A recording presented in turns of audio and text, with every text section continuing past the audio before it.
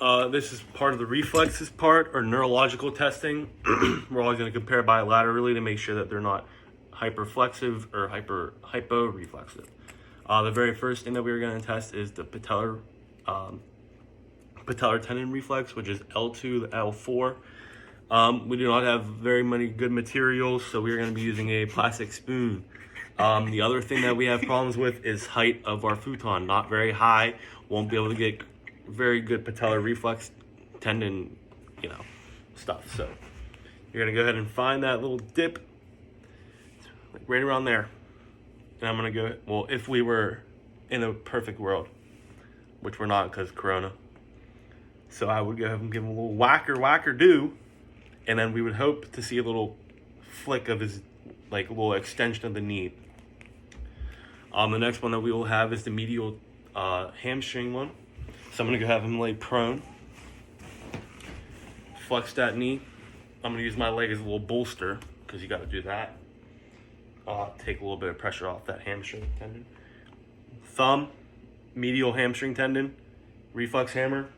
Give it a little dapper-do. And then if you feel that little reflex tendon pop, that would be a negative sign. No pop, positive sign. That's testing for your S2. Next, we will do your Achilles tendon. Find that Achilles tendon. Get your reflex hammer. Give them a little tap, tap, tap. That would be S1. We need a little bit of plantar flexion, just so slight. Perfect.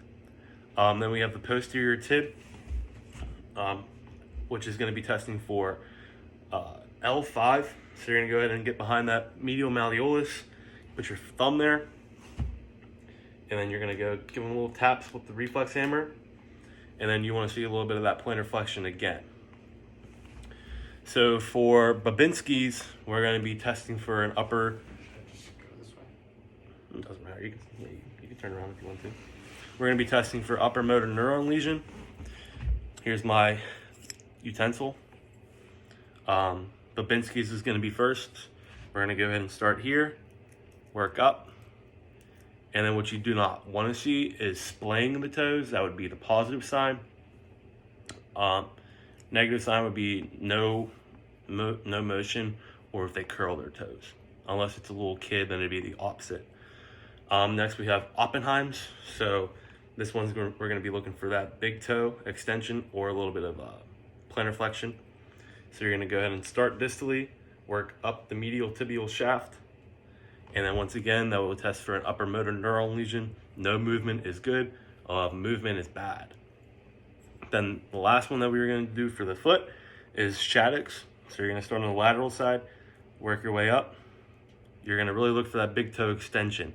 If they extend, that's a positive sign for an upper motor neuron lesion. The next ones that we have are the superficial cremasteric reflex. This is going to be testing for testicular torsion, L1 to L2 area. So what we would do is we would rub up in the medial part of the thigh, and then we would look for the scrotum to move towards the side that you were moving. If not, that is a big problem, and you got about like an hour for males.